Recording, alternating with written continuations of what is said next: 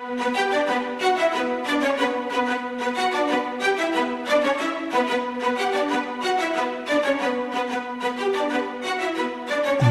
Network presents Football Time.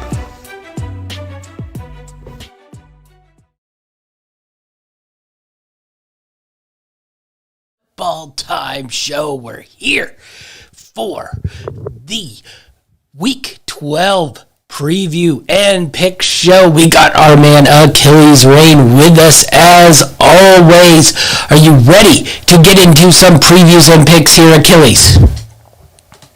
Yeah, let's do some picks, some live picks. So hopefully we don't mess up too bad, but I'm sure we will. Yeah, we'll see how it goes. Of course, after Thanksgiving Day, I didn't have a pick. I went 3-0, of course, and made very little money going 3-0. I did manage to hit my Bills one, though, so I got the Bills at over 14, which was always nice. So the Bills trend continues of either they win by 15 plus or they just lose outright. So that's always a fun stat to keep in mind on the season. All right, let's kick things off a little bit here, and let's kick them off with the Pittsburgh Steelers, Cincinnati Bengals. Bengals come in here with a 3.5-point favorite. 3 points is the first half line. 22.5 is the first half over. Under 43.5 is the total overall in the game. I'm torn in this game. Pittsburgh still without a handful of its defensive players. Most of its offensive players are at least back for this one. They showed last week against the Chargers that they could at least put up some points. Now putting up some points on the Chargers and putting up some points against the Bengals. Little bit different of a circumstance here. These two teams played just a couple weeks ago. The Bengals throttled the Steelers pretty good. I'm curious if you're willing to dive into that 3.5-point home favorite for the Bengals, or this is just a stay away and see what the Bengals have for you. You know, I was a little confused when I was looking at this game. I'm not sure exactly which way I want to lean. I do like the Bengals in this game, but at 3.5, that hook really bothers me. Simply because both these teams are, divisional opponents, divisional rivals. They face each other multiple times a year, and they know each other pretty well. Now, Cincinnati seems to have kind of righted the ship a little bit. They didn't look great, to so to speak, to last week, but they at least, were able to kind of get back on track to what they like to do. For Pittsburgh side of the ball, you're talking about a team that, whenever we talk about the Pittsburgh Steelers, we usually talk about the defense. And obviously last week they had a lot of injuries they were dealing with, but that was the last thing that came to mind, especially when you look at the final score for that game. It was all about the offense. Now, the big question to me is, can the offense put up the same type of effort? This Bengals defense, in my opinion, is a lot better than the Chargers are. Chargers have no defense to speak of, so it's a little concerning. I do like the Bengals here, but it does give me a little bit of pause at 3.5.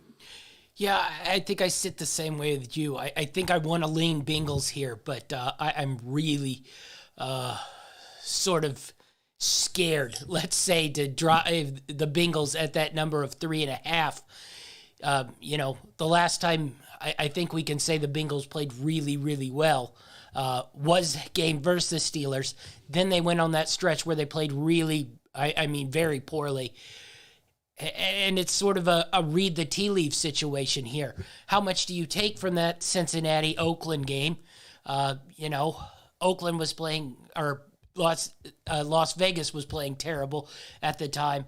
And then Thursday, they looked, I'd say, semi-okay. I think that was more Cowboys' weapons not being there than, so much Las Vegas, really stepping up.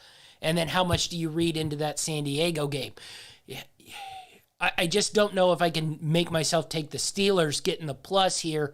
When you saw how poor that defense was without a lot of their players, they're going to be pretty much out with a fair amount of number of players again. I think TJ Watt may give it a go, but even if he does, he's not going to be 100% healthy. So that would scare me off the Steelers. But I don't know what I can trust from the Bengals since it's just so it was so good, it was so bad. And are we going back to the good, or are we going back to the bad here? Yeah, I think we definitely would have to see it at least for a couple of weeks to feel a little more comfortable about where the team stands. But I will say that this is a very important game for both teams. As we get closer and closer towards the end of the season, you see the standings, and these two teams are basically, vying for a top position. So this division is actually a really tough division, and surprisingly, the Browns are probably at the bottom of this division, which we probably wouldn't have guessed this coming into the season. But overall, I think it's going to be a really good matchup. I'm excited to watch it from a fan's perspective point of view, not so much from a gambling perspective. Yeah. The other thing, wild card wise, with the Bengals already having one over here, it's very likely all these teams are in and around the same record, so these tiebreakers start coming in head-to-head, will come into play first. And if you got 2 wins over an division opponent in head-to-head, that's really, really important for the Bengals. So I'm like you. I can't see a play on this game. This probably will be a theme throughout, I must mention, in my picks. It's a very, very small number of picks, and even then, I don't think I trust any of them. So it's going to be difficult to come up with 5, certainly. So I don't know if we can even come up with a play here. Even that 43.5 just sits at an over-under that I don't know, because the Bengals defense was so bad the last couple weeks, and the Steelers defense really has been bad since they've been banged up. So I don't know if I trust that as well. Even the halftime, yeah, I believe the halftime sits at -3 for the Bengals. Yeah. So it's it's just there's no way to go. No, Vegas knows what they're doing. Obviously, I will say this. Normally, I like to look at stats and other information before I kind of make my picks. I try to make an educated guess on these picks. But it seems like this week, as I was going through my picks, a lot of it's going to have to go with gut feeling, because as you mentioned, there's not a lot of plays. So it's going to really be about what we're getting from a gut feeling perspective from these teams. Yeah. And, we mentioned it pretty much every week, but home field advantage is not home field advantage. You saw it on Thanksgiving Day. Home teams 0-3. So, it's not even something you can really factor in. Yeah, Dallas's home isn't all that great, and Detroit is Detroit, but I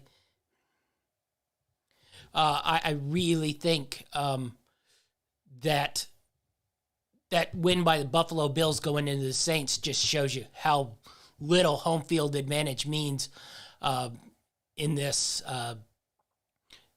With a holiday game, Buffalo goes down to New Orleans. When in probably the previous 25 years would that ever happen? And so much so that I was willing to take the Buffalo Bills -13.5, thinking that they could go down there and win pretty easy. So, even with home field, it's just not there. But we'll get into this next one. I think this one might play a little bit more towards home field. I'm curious your take on this one. Tampa Bay Buccaneers, -3 at the Indianapolis Colts. Colts, probably the hottest team in the league here. Tampa Bay got a little bit more right on Monday Night Football with the New York Giants. I don't know how much, once again, we read into that, because the week before they were getting mauled by the Washington football team. Indianapolis, coming off that big win in Buffalo, looks even better, with the Buffalo Bills win at the Saints that we talked about. So +3 here, 52.5 on the over-under. So big, number on the over-under. 1.5 is the first half line. 25.5 is the over-under total. Curious how you see this game playing out. I think I lean a little bit towards Indianapolis getting plus at home, but I wouldn't say I'm real bullish on it, because, Gronk came back last week. Brown's out again, but it seemed like Tampa's offense looked a little bit better than it had. That being said, Vea's probably going to be out again this week, so maybe Indianapolis can run a little bit on them, but it's still pretty scary to have a team that's pretty much run-based going against, Tampa Bay Bucks and, that defensive front and those linebackers. You can usually get at them through the pass. You haven't really been able to get at them through the run, so I'm curious your take on this. Yeah, I thought about the exact same thing when I was looking at the game. But when you look at this Indianapolis Colts team, yes, it is built around run first offense, but even when they do implement the pass, the running backs are always involved in the passing game. So I'm not too concerned about the production from the running back position. I think they'll do just fine. And I think it'll open up enough gaps to where they can get a few runs in here and there. The question to me is going to be whether this Tampa Bay offense will be able to put up points against the Colts defense, which, although not great, they've been pretty good over the last couple of weeks. You've mentioned they've gone on a good stretch over the last few weeks, and a lot of it has to do with the fact that their defense is playing pretty well, and the run game has been great. So when I'm looking at it at home, I know we mentioned home field advantage is not a big thing, but again, I'm going by gut feeling, and my gut's telling me take the points at home. The Colts are hot right now. Try to ride them this week, especially with Vea being out, as you mentioned, probably one of the better defensive players for the Buccaneers side of the ball. So I like the Colts in this one. I think that we probably be at least doing ourselves a little bit of a favor by at least putting it in our maybe column. Yeah, I think so as well. The other thing on this is such a big week. They're a little bit behind the 8 ball in this division, but we'll get to the Tennessee New England game. But I think we both pretty much, especially now that Brown's out in that one, New England's probably pretty much got that one locked up. It's more of how much than if it's going to be a win. So assuming the Patriots win that game, you can gain another game up on them. I don't think you can fall another game back. So if you can pull this game off with Tampa Bay, you're starting to really breathe down the neck with the Titans, even though you've put yourself in a bad position losing 2 to the Titans. Brown now goes on IR. That's at least 3 weeks he's going to miss.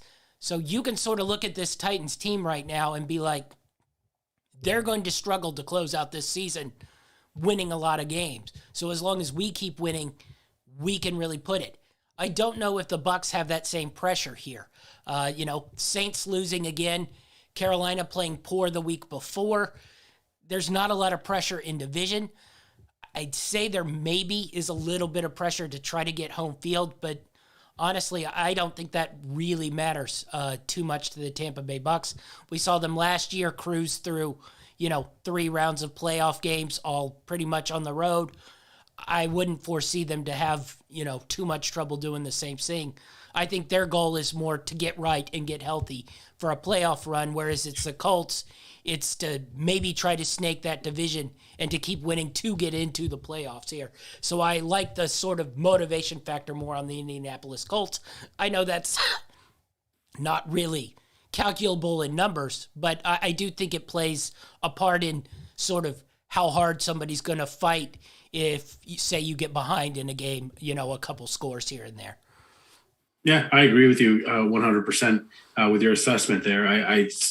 We look at the Colts are 2 games behind in the division with Tennessee Titans. Technically, but realistically, it's more like 3 head-to-head. games. Exactly, it's more like 3 games. So this is more important for the Colts, I think. The Bucs, not that they're not looking to win. Obviously, they're looking to win. Yeah. When you have Tom Brady on your team, he's always looking to win. But I feel like they have less pressure on them to do so. As you mentioned, their division isn't doing as well. The race isn't as tight as it is for, the AFC South. So I think that the Colts would be the smart play in this one, especially when you're getting points.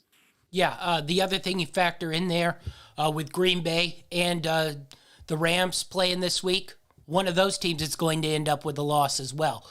So you don't technically lose all that much ground on that, top pack of Rams, Packers, Cardinals, I'd say, are the 4 that are the main teams there. So one of those teams is going to lose. One is on a bye. Much like the Washington game. They got behind.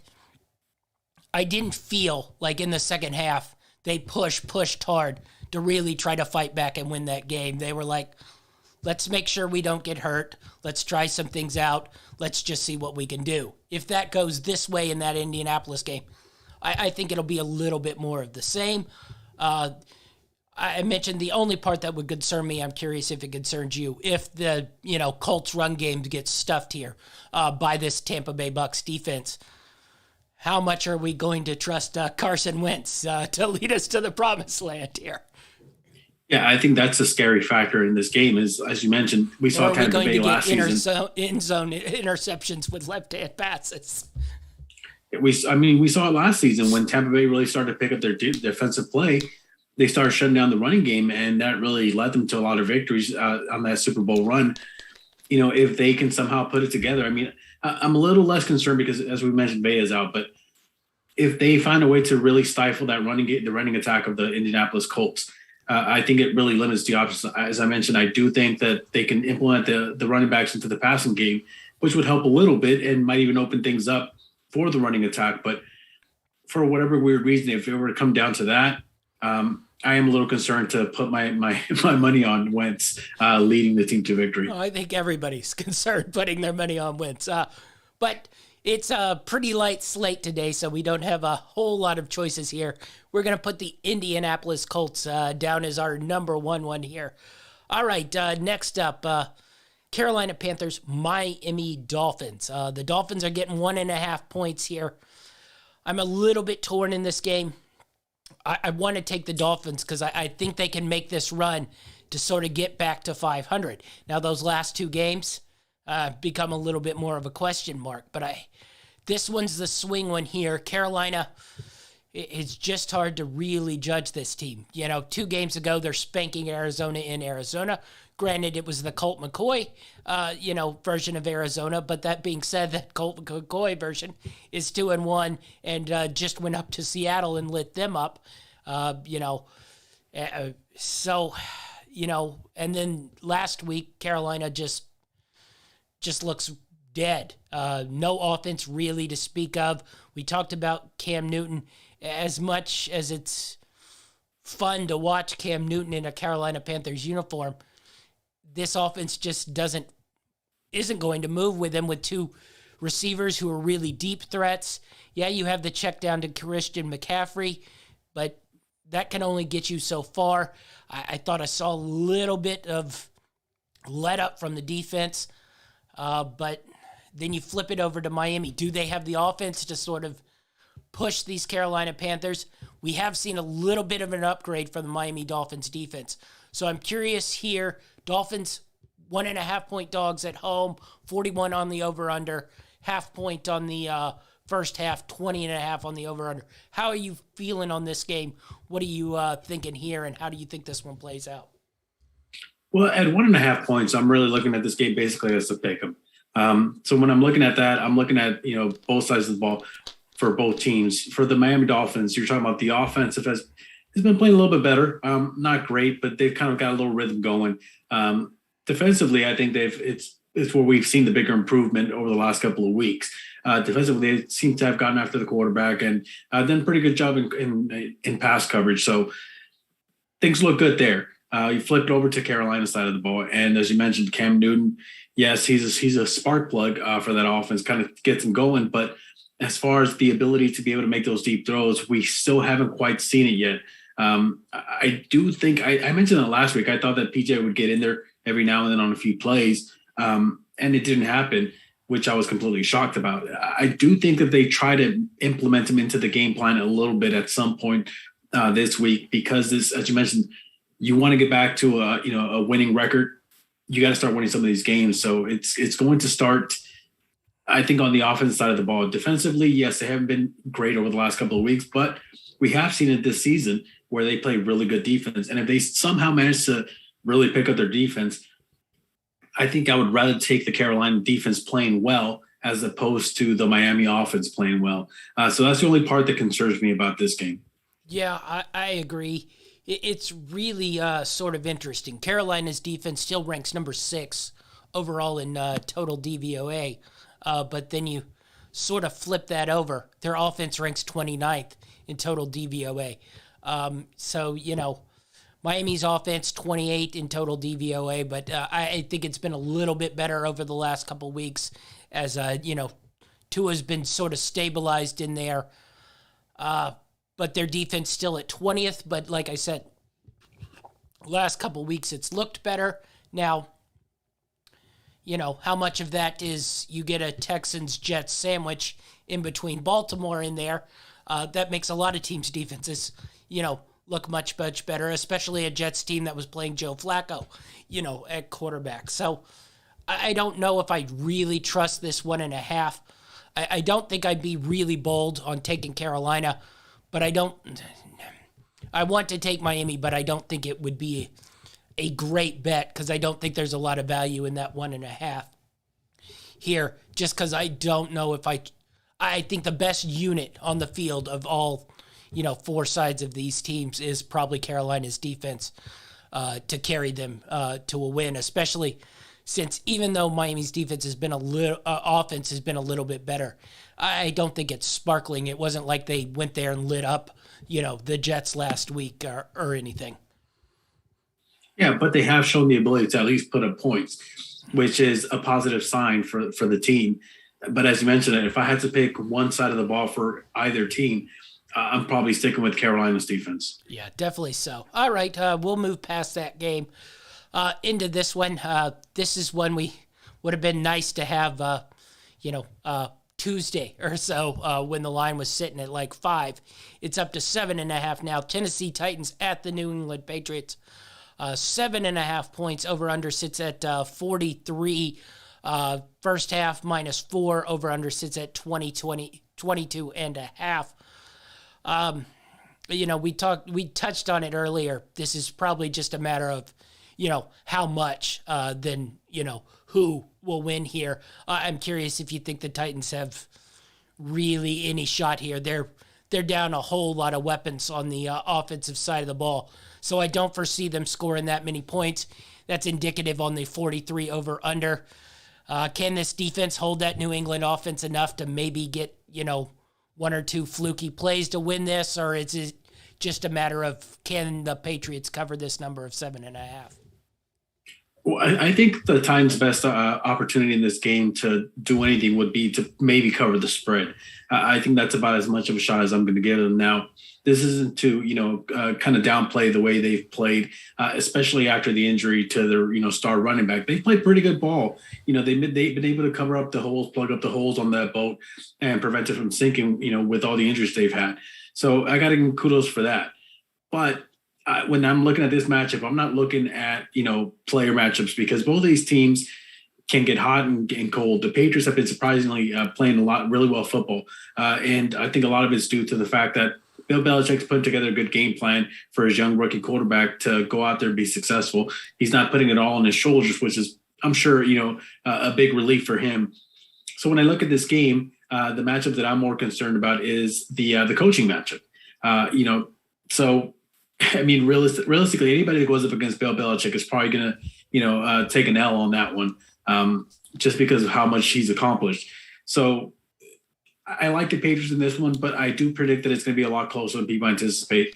I think the Titans defensively have made enough plays throughout the season to make it at least, we got to at least have a conversation about the fact that they could make this rookie quarterback make a few mistakes. They could bother him. They could get in his face and cause him to make a few mistakes. So I think this is going to be a coaching matchup.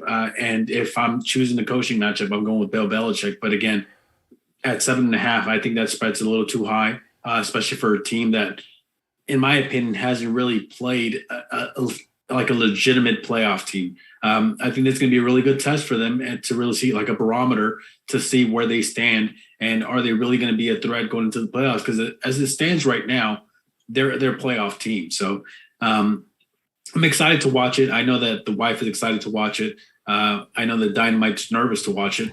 But again, if I really had to maybe take something, I'd probably take the Titans with the points just because I think it's a close matchup. I still think the Patriots win, but I think that the Titans can find a way to cover the spread. Yeah, I think the Dynamite's going to be watching the other game on hand. A little Dynamite, David's big NFL picks. He's big on the next game we're going to touch on. I don't think I can take the 7.5 here at minus, even though I think the Patriots probably win this one easy.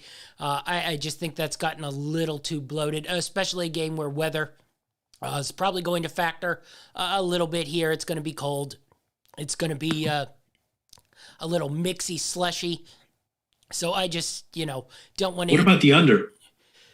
43. I I know, but you look at the offensive side of the ball for Tennessee, and they're missing some weapons.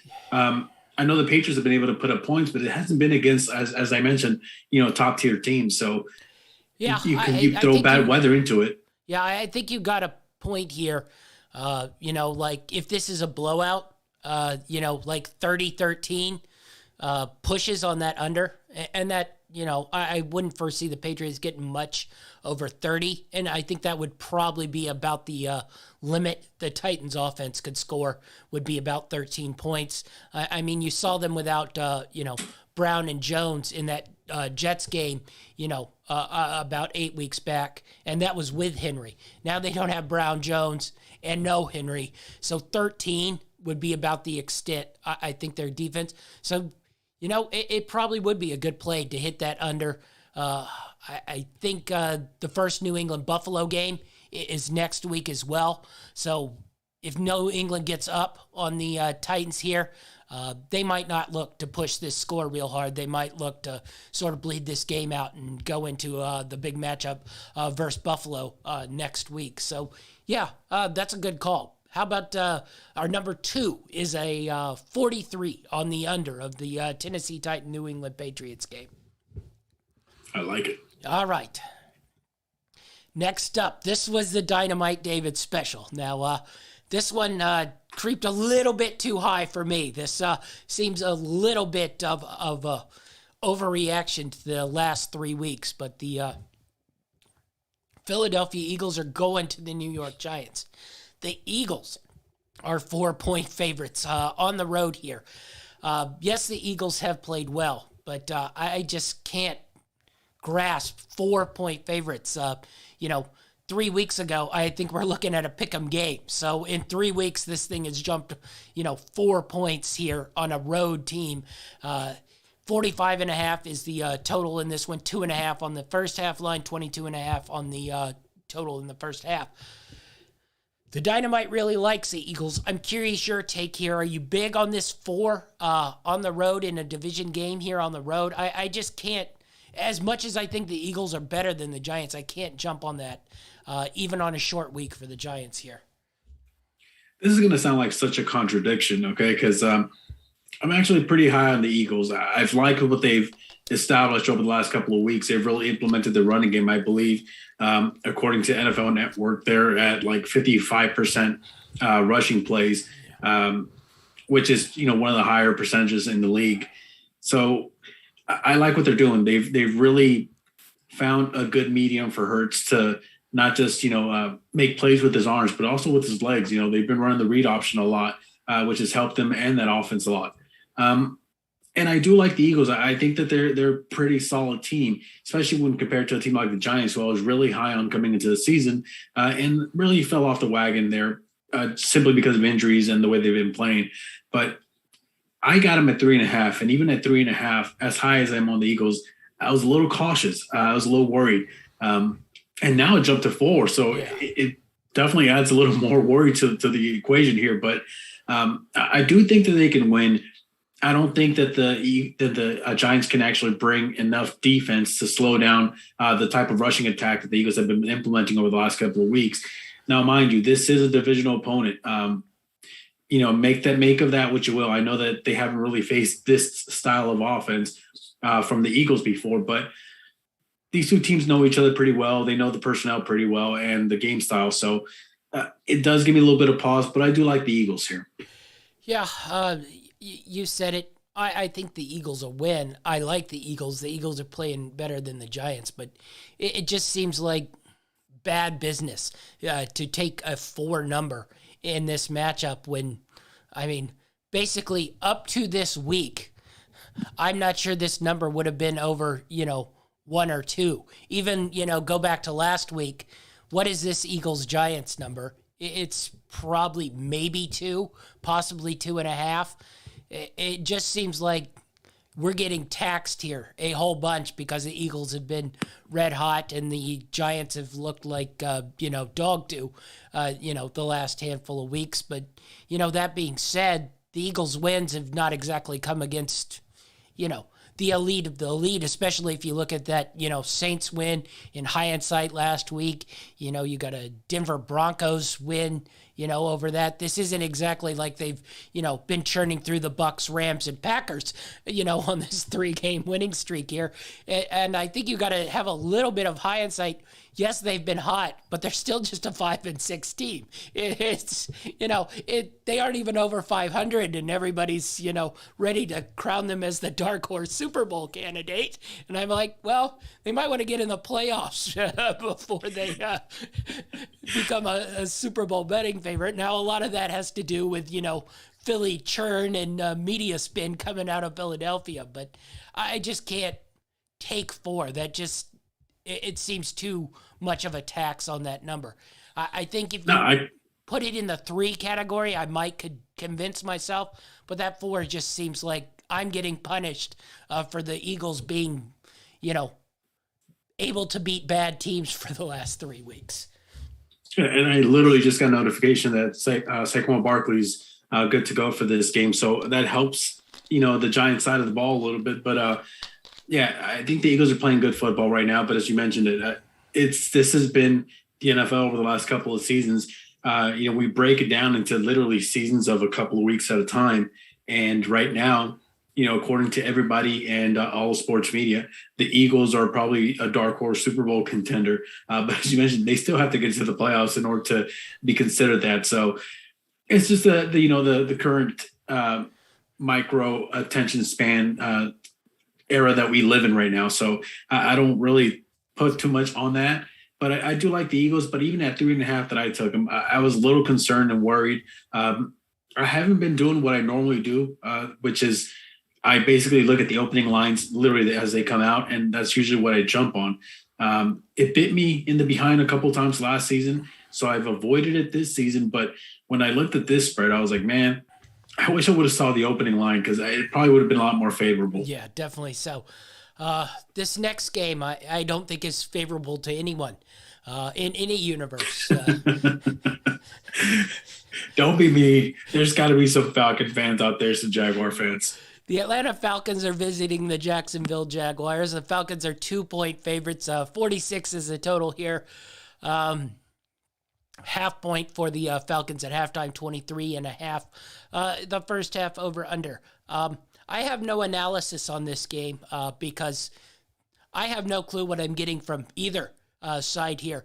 The Falcons the last 2 weeks have been possibly the worst team I've ever watched play football. The Jags have not been much better. So what are we looking at here? Are you Falcons 2? Are you a big Jags fan? How do you see this game breaking down, other than badly for the people that have to watch it? So you, the NFL expert, want me to break down a Falcons-Jaguars game. I mean, listen to yourself. I've pretty much been wrong all year long on both these teams. So I know, and I tried to warn you, but now they're facing each other, so it makes it really hard for me to try to, at least talk you out of any ledge here.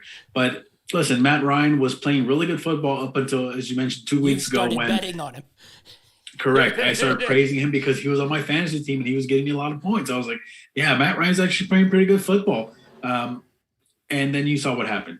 Now you got Jacksonville here. You got Trevor Lawrence. I don't know if you saw that Subway commercial that I mentioned, but he's too busy making commercials to focus on winning football. I don't know. To me, this is the Falcons' games to lose. In my opinion, they're the better team here. But it wouldn't shock me if they found a way to lose this game, because this is what the Falcons do. So I want absolutely nothing to do with this game. I know that we might have to take some action in one of these games, especially with the three forced action. No, same here. I don't even want to watch this game, to be completely honest with you. And this is no slight against any Falcon fans or Jaguar fans, but I just don't really have any vested interest in this game. It's to the point where I actually bench Matt Ryan, even though he's going against this Jacksonville team that hasn't really shown a lot, both defensively or offensively. So I'm just going to stay away from this game. Well, I will insult the fans. Your teams are terrible to watch, and trust me, I've watched a lot of Jacksonville Jaguars and been forced to watch a lot of Atlanta Falcons this year. It's not an exciting time.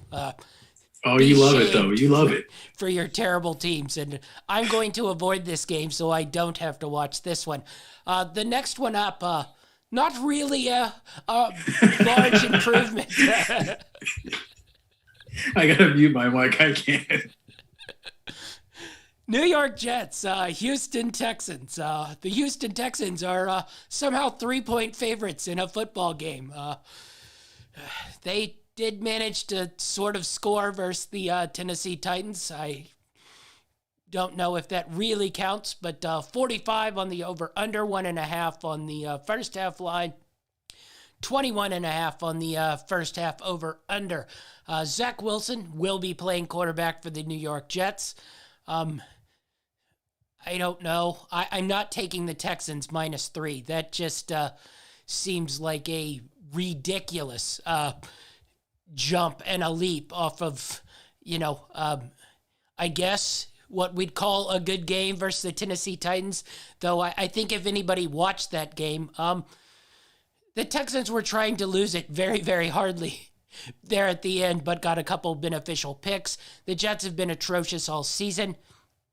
What is your breakdown of this game?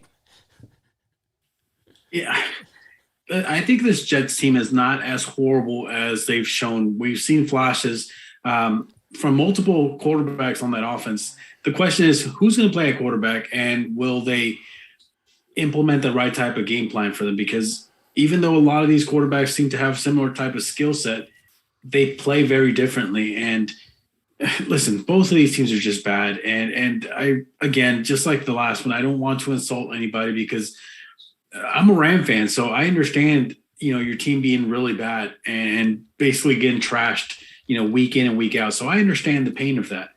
So I will refuse to trash talk people. But both of these teams are really bad. And I know that the Houston team has looked a little bit better. I wish that they wouldn't have, basically sold the rest of their teams, their players during the trade window, because they probably would have been a little easier to pick here. But I really can't find any glimmer of hope here for either team. I don't feel comfortable taking either one, so this is a pass for me.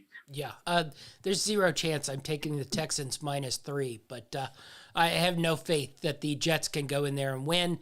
I will say the Houston Texans are at least kind of fun to watch with that pistol-style offense with Tyrod Taylor. It's not all that effective, but it's at least entertaining to watch. So there's that, but I think this one probably has to be a hard pass as well. I think one of our forced ones probably going to have to be this next one. I'm curious if you're on the same wave here and just prepared to be disappointed and sadly tortured here. But the Chargers go to the Denver Broncos. Chargers 2.5-point favorites here. 47.5 on the over-under. 1.5 on the first half line. 23.5 on the over-under line.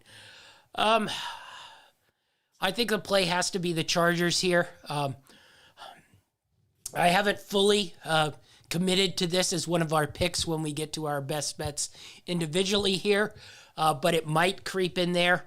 I don't like the 2.5 number. The Chargers defense, especially its porous run defense, scares me a little bit with the, Williams, Ingram, Williams-Gordon combo running on the Denver Broncos. That being said, the Denver Broncos sometimes just decide to abandon the run altogether. See that Philadelphia Eagles game.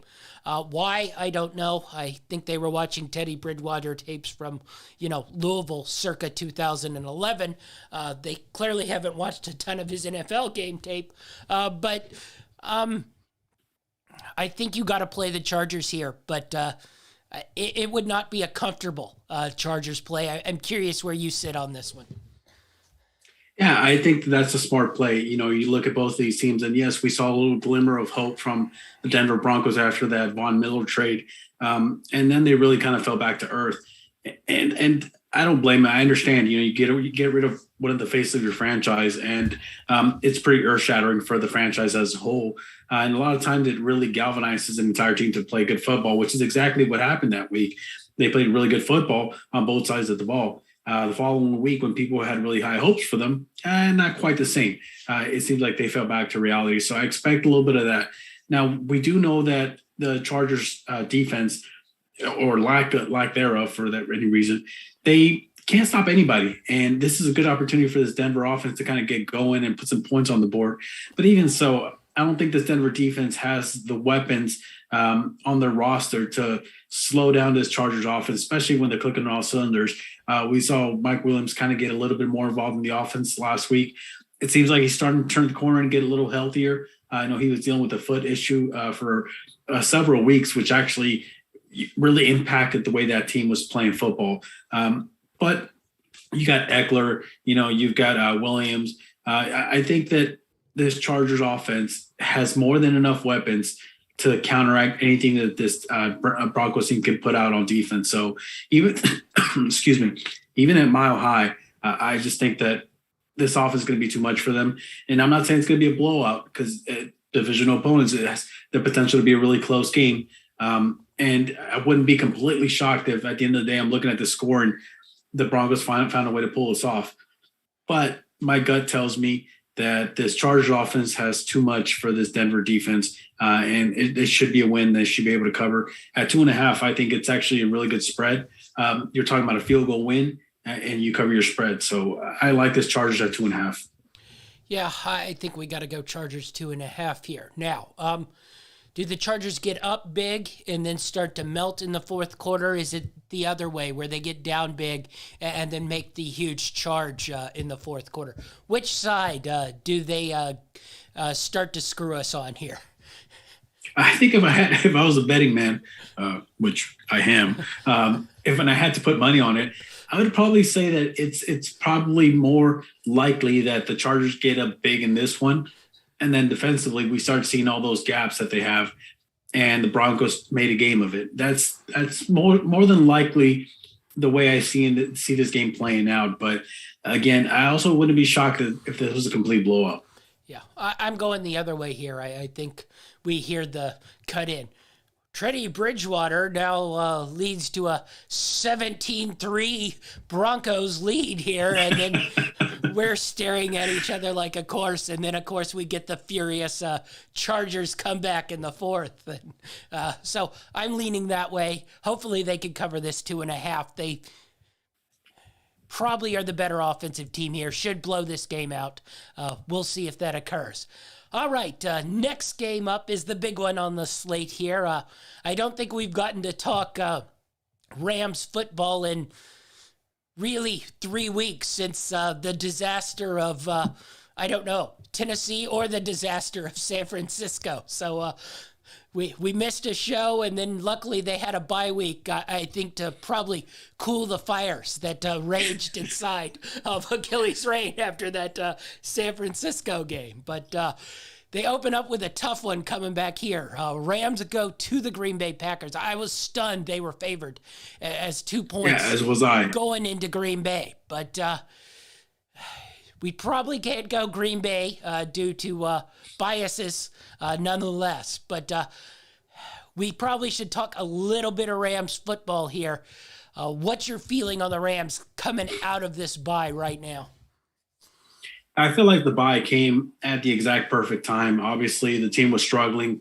You mentioned the game versus the Tennessee Titans, which was actually a lot closer than it actually appeared on the scoreboard. If it wasn't for a few mistakes here and there, you're talking about, probably a 1 touchdown game here. That San Francisco game, though, was a complete obliteration. They beat us on both offense and defense. And this is just the way this team is built. That 49ers team is built perfectly to counteract the type of game plan that the Rams like to run. So I'm not going to take too much away from them there, but they didn't look like themselves, and they haven't looked like themselves over the last few weeks, even before this Tennessee Titan game, which was probably the beginning of the downfall, in sports media when everyone's basically saying that the Rams are done. I do think that this bye week came when they needed it. They can kind of implement a good game plan, get Odell a little more familiar with the playbook. People were asking, I mentioned that. I said, in that game where Odell was, getting a few snaps, I said, I have a feeling like they're going to try and force feed him, and it's going to lead to some mistakes. And that's exactly what happened. And people were like, well, why did they try to force feed him? I'm like, well, did you see the other guy they had in there? He kept dropping balls. Obviously Odell's the better receiver in that situation. And regardless of whether he knows the playbook or not, this is a professional NFL wide receiver who at least has some idea of the way an offense is run. So you can put him in there in certain packages and it makes sense. Now he's had a couple of weeks to really kind of at least try to learn the playbook a little bit more, which means he gets a little more snaps and he becomes less of a detriment to the team. Defensively, I think it's the biggest question mark. I want to see whether this Von Miller trade is actually going to impact us in a positive light or not, because he played the last week or so the 49ers, and it really made no difference. The Niners ran basically at will. They ran all over us when they wanted to, and I'm curious to see if they're able to fix it. Now, I'm in all these different Ram chats all over Facebook groups and all that, and the talk is that it's not so much the defense or the defensive scheme, it's the defensive coordinator who doesn't put guys in the right situation. Now, I'm not going to go ahead and trash the team, especially during the season when we're still trying to make a playoff spot and, potentially make a playoff run. I'm just going to hold back and wait till the end of the season before I start giving you my opinion on the way the coaching staff is kind of running the team. But I will say that I'm curious to see if he makes an impact in this game because, you're going up against Aaron Rodgers. I'm not sure whether they're still out with their running back. Yeah, who's playing running back for the Packers? Aaron Jones. He's going to be out. Dylan's going to be in again. Okay, so if he's out, then I really, really, really expect this Rams defense to stifle this run. Now, I'm not going to say they're going to shut down the running game, but coming off of a bye week with all these stars on defense, Aaron Donald in the front, Von Miller in the middle, and then Ramsey in the secondary, you have to be able to stop this run, especially against, a backup running back. And if you can't do it this week, then there's bigger issues here going forward. So obviously I'm not going to take any action on this game. This game's too important for me. And I can't find a way to take the Packers here, even though I'm shocked that the Rams are favored. But it's a really important game, and I'm really curious to see how the Rams defense steps up to the plate in this one. Yeah, this is a really interesting game for me. I don't want to put connotations on a must win because I don't think a game on the road in Green Bay is a must win. But I think it's one of those where they must at least look good. They can't look like they looked versus San Francisco or versus Tennessee or really, a handful of games so far this year. I mean, I don't know. I don't, other than that, you can make the argument. You can make the argument that the 49ers and the Titans run a similar type of offense, which is run first-based offense, which is they're going to pound you. And that is very effective against a team like the Rams, who like to come off the edge and really pressure the quarterback. This is the Packers don't run the similar type of offense. Yeah. So if you're going to see an impact on defense, it has to be in this game. Yeah. I think the interesting thing is here for needing to see them play well is I don't think we've seen them play great really other than that Tampa Bay game. Every week, starting with that Bears game. Yeah, they beat up on the Bears, and yeah, they won pretty easy. But I don't think either of us, sat there and watched that and was like, yeah, that was a great game. And then they went to the Jets and beat them up. Same with the Lions. But I don't think either of us were like, that was a great game. Both sides of the ball really, took control. It's always, we give up a few yards here or there. Yeah, we miss a couple passes here. Yeah, we make a bad play here or there. And I just want to see them play well versus a good team in a tough environment. I'm not, it doesn't have to be a win because it's going to be hard to go into Green Bay and win. But I want to see them play well because right now, I don't think this team could win 3 straight playoff games versus top tier playoff competition. And I think at the beginning of the season, I was like, this team's easily probably going to ride into at least the NFC Championship game. And now I'm like, how are they going to beat the Cardinals? How are they going to, beat the Packers in a playoff scenario when in January it's probably going to be 5 degrees and snowing? Luckily they get out of that Seattle mess probably, but I think San Francisco's put themselves back alive and well in the playoffs situation. And, it's just, I want to see this team play well for at least a couple games here. Because, right now, if you ask me, Stafford, Goff, you made that trade back, I think the Rams record would be pretty much the exact same as it would. And my guess is the Lions record would be pretty much the exact same as it is. So, I don't know what benefit that is. So I want to just see them play well here, for a game. I think it would be really, really tough for me to take the Rams -2 on the road in Green Bay, because I feel like we know this game's coming down to probably the last 2 or 3 series, and one team has Aaron Rodgers, the other team has Matthew Stafford. I'd lean more towards the team that has Aaron Rodgers in, a one-possession game. That's where that goes. Coaching-wise, I think it's probably pretty much a wash. Both of them are from the same, sort of mold, and we're on the same coaching staff. So my tick would be Aaron Rodgers in a last-minute situation there, but I think it's really going to be an entertaining game. I just want to see a good game come out of the Rams here. I will say this. If it does come down to the last couple of drives and the last couple of plays, regardless of the outcome, I believe that if that's what it comes down to, it was a good performance by the Rams. Yeah. I don't think the Packers have much to prove. I know they lost last week and they're probably a little eager to win this week, but I don't think they have a lot to prove. They finally amassed a really good record. They're quietly putting up really good numbers. We're just not talking about them the way we did last season. And last season, even though Matthew Stafford wasn't there, this is the team that knocked them out of the playoffs. Yeah. So it's also a revenge game for the coaching staff and the other players that are there. So there's a little more on the plate here. But overall, as I mentioned, win or lose, as long as they put up a good performance against a really good, Packers team, I think I'd be completely satisfied. And I think most of Rams Nation would be too. Yeah, definitely so. You talk about that like Packers game. If, that guy doesn't drop the interception, quote unquote, or they don't call that sort of cheapy, roughing the passer call, the Packers, drive down, win that game. And, nobody's freaking out. But I think if it's a good game, I get a little bit more faith back into the Rams here. But I'm really curious how they come out looking after this bye. All right, we'll move on to the other side of things. Really interesting game here. I'm curious your thoughts on this one, because these are two teams. The Rams probably are going to see one of them in the playoffs for sure. So Vikings-Niners.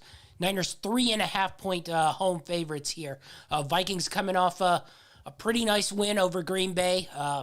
They tried to throw it away a couple times, but that's the world the Vikings live in. A lot of skill on the Vikings. Niners seem to have sort of found their rhythm at least a little bit. Now a lot of teams once again find their rhythm versus the Jacksonville Jaguars. It's a trend. So 3.5 Niners here. Do you have a play one way or the other? Yeah, I actually kind of like the Vikings in this one, getting 3.5 points. I feel, I was talking about styles a little while ago when I was talking about the Rams and the 49ers, how the 49ers have the right type of style to beat the Rams. And I feel, again, this week is a lot about gut. And my gut's telling me that the Vikings have the right type of style to beat this 49ers team. And yes, I know that the Niners have played well over the last few weeks. One of them against the divisional opponent, which can always go either way. The other one against the Jaguars team, which, as you mentioned, everyone looks good against. So, except for the Bills, I'm not I'm not going to put too much weight on it, but I feel like the Vikings have enough firepower on offense, both through the wide receivers and through the running game, to where they can slow down the game enough and keep this San Francisco offense off the field. And I don't know, I feel like it could be a shootout, but I don't feel like the 49ers have the type of – now, Deebo Samuel is a really good wide receiver, and he's basically been like a Swiss Army knife for this team.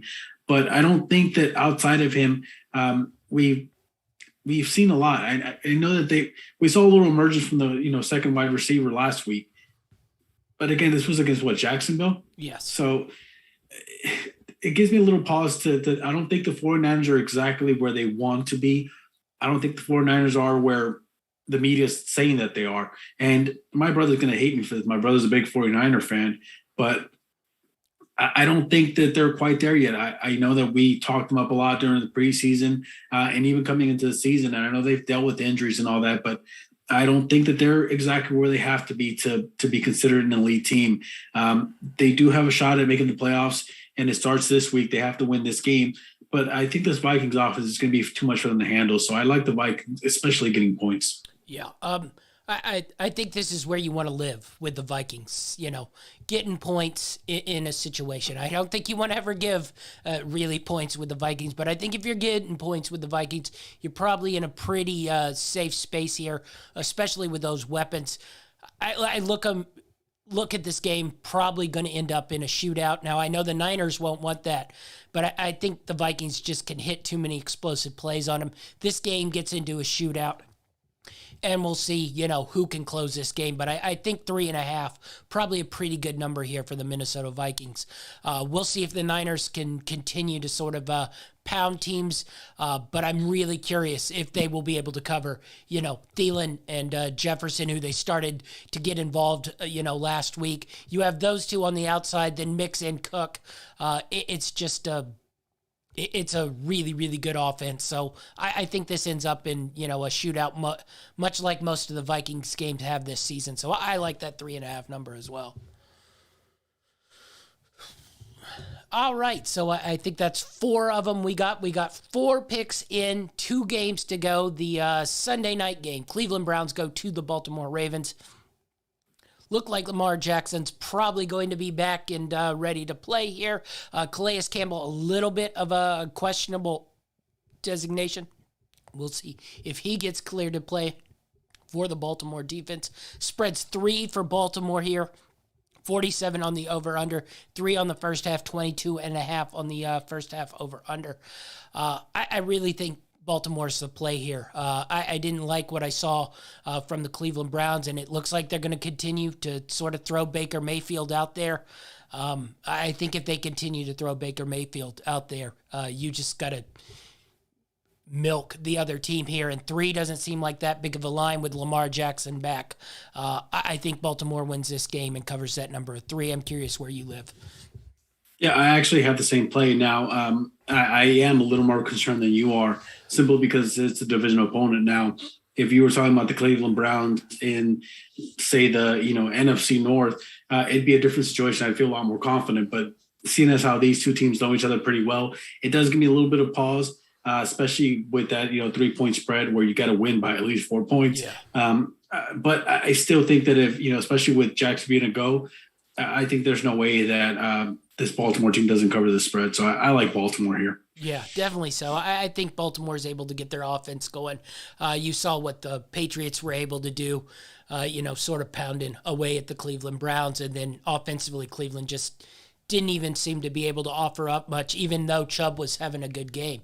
I think that's what's scary is Chubb's still been good, and they just can't find ways to really score points. So I think they'll struggle here to score points on Baltimore, and Baltimore will find a way to win this one. So I think that's our 5th one. We can bounce one if you want to bounce one for this Monday night game. I apologize to the world for having to watch this Monday night game.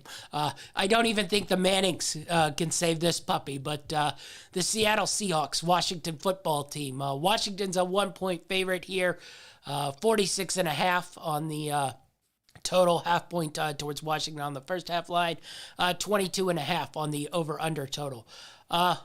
Seattle's been awful, but I'm not ready to take the Washington football team as favorites pretty much no matter what. So I'm curious how you feel on this game. Are you willing to grab Seattle as bad as they have been, or are you a believer that Washington is starting to find themselves here? Once again, their two best defensive players will be out as well. I will admit that I was a little hesitant, but I did take Seattle in one of my parlays. Again, gut feeling. As you mentioned, I'm not ready to pick Heineke over Russell Wilson here, regardless of what I said last week, that the Seattle Seahawks are pretty much done, and it's just a matter of time whether they decide to part ways with the coaching staff or part ways with the quarterback. I don't know exactly where everything stands. Obviously, there's some decisions to be made here, but even with all the drama going on in Seattle, with all the issues they've had going on, with Russell Wilson not being 100%, I can't pick against Russell Wilson, especially when you're mentioning the Washington football team on the opposing side of the field. So I like Seattle here, and I believe they're getting a point also, which not much of a difference here, whether you're getting a point or giving a point, but I like Seattle in this one. I don't feel confident enough to swap it out for one of our picks unless you feel a little more comfortable with it, but I kind of like the picks we have now. If you're a little more confident in this game, either way, whether it's Washington or Seattle, then I'll ride with you, but I like Seattle in this one. Yeah, I'm just a no. After Seattle's burned me, 2 weeks in a row here, looking just abysmal on offense. I don't know who's playing running back for Seattle. It's possible they have called you. You should probably check your phone because literally every I was just doing that. Literally every running back they have, I think, is either out or on IR. And then I don't have it in me to sort of take the Washington football team as favorites over the Seattle Seahawks. So I'm just a cross off on this game and assuming it will just be a pretty bad game on Monday night. And maybe if things go poorly on Sunday, then I overanalyze everything and force a bet on Monday Night Football. But things haven't gone poorly yet on Sunday. So that means I don't have to bet on this game. So I'm going to pass on this one and probably just keep our 5. I'm going to tell you right now that if I have a bad Sunday, you'll hear about my one-game parlay ticket that I'm going to be putting in for that Monday Night Football game.